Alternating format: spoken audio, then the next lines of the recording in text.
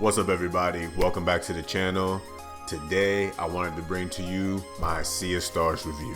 As we all know, this is a game that the jrpg community has been looking forward to for a long time, and there are a lot of opinions about the game that range from the best RPG I've ever played to what is this mess. So hopefully what I can bring to you guys today is an even-keeled, neutral Sea of Stars review. So come hang out with me and let's talk about Sea of Stars. So what is Sea of Stars about? So Sea of Stars is the story of two Solstice warriors named Valerie and Zale. And as Solstice warriors, they're tasked with defeating evil creatures called dwellers. When they become full-fledged Solstice warriors, there's only one dweller left. So they set out on a quest with their homie Garl to defeat the last dweller.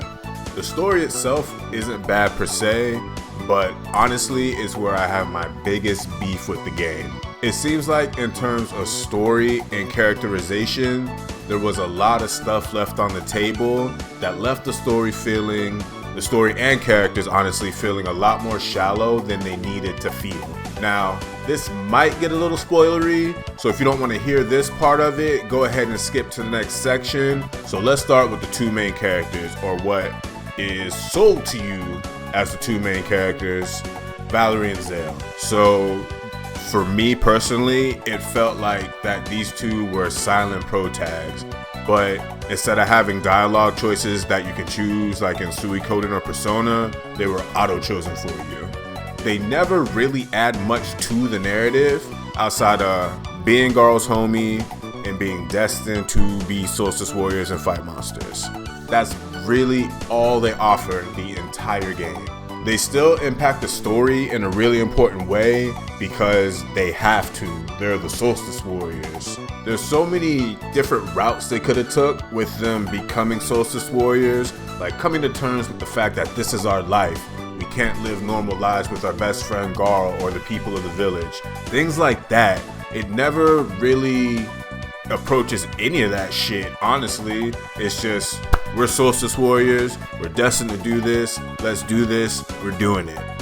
That's it, man. And one of the things that bothers me the most is that from the beginning of the game to the end of the game, Valerie and Zale, they become these powerful beings that can defeat these like super strong, powerful dwellers. But it never feels like you're along for the ride as they grow into these powers. You're just at the end of the game and they're just fucking godlike.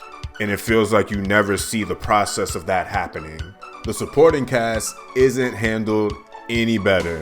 And I'll just speak about one character, and that's Sarai, because I feel like she could have been done so much better than she was. So you get her at the beginning of the game, and for the most part, it feels like she's just along for the ride outside of providing you with one important thing that you need. And then when you get to the end of the game, you figure out who she is and what her backstory is, and it is so fucking cool. But like I said, you're at the end of the game. There's no time to explore any of this or go into any of this. It's just put out for you on the table and you're like, all right, that's dope. And then you go beat the game. All right, so let's talk about Garl. Garl is the best friend of the Solstice warriors, who are supposed to be the main characters, but it is in fact Garl that is the main character. And you notice this as soon as you set out on your journey, because Garl is the one that ends up driving the plot. He has the coolest shit happen to him. He does the coolest shit. He says the coolest shit. Like, Garl is the main character of Sea of Stars, and I really don't understand why the narrative just didn't center around him, but it doesn't. But it does. You'll see once you get into the swing of things that Garl is the one that makes the engine go. Now, as for the story itself, there's peaks and there's valleys. There was definitely a point in the game where I just pushed through because I already invested my time in it and I just wanted to see it through to the end. But I definitely reached a point where I strongly considered dropping the game.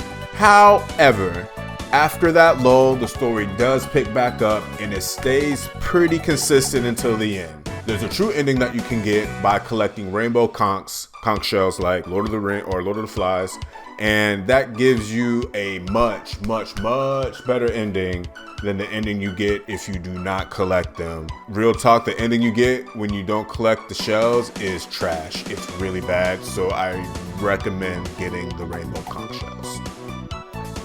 Now, having said all that, I don't think the story's bad. I just think it has some missed opportunities, and I feel that way about the characters as well. Nothing was so bad that it soured me to think that any of the characters are bad or that the story overall is bad. Now, I did say that there was a big lull that almost made me drop the game for something else, but if you make it past that, if you push past that point, the story picks back up and becomes enjoyable again. Overall, I really enjoy what was here, but I really think that they left a lot of meat on the bones when it comes to the character and story. Now, let's talk about the battle system. Now, this is something that was a mixed bag for people on the internet once they started talking about the game further away from its release date.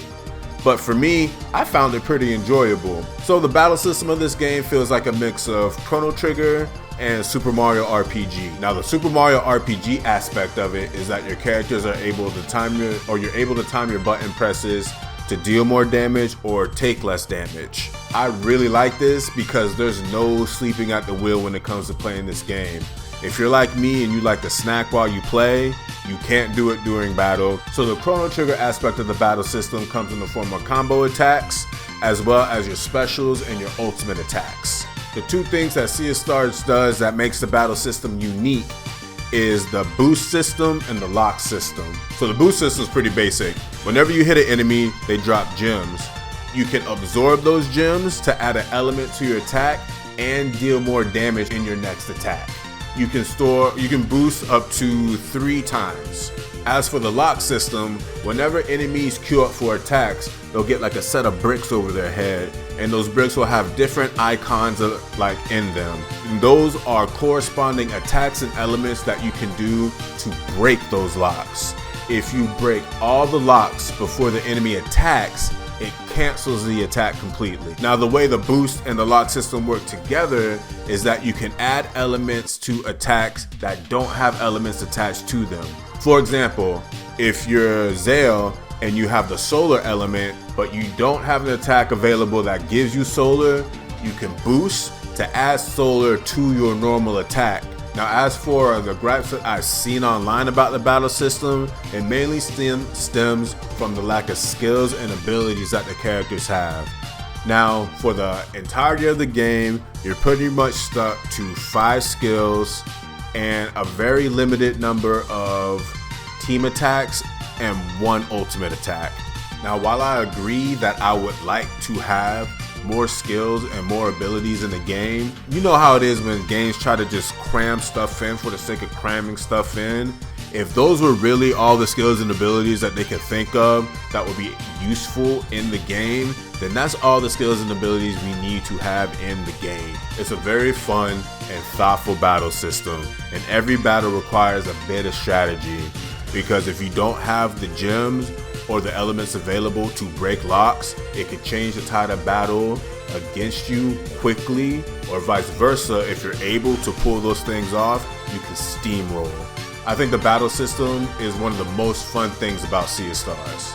The graphics. Let's talk about the graphics. I really don't have to say much about them. They speak for themselves. This is one of the most gorgeous 2D RPGs I have ever seen. The backdrops are gorgeous. The world that you live in is gorgeous. The things that inhabit it look cool. Everything about this game looks amazing. And another thing that stands out about this game is traversal. Whenever you are in a dungeon, you are doing something. This game does not have corridors that you just run down from point A to point B.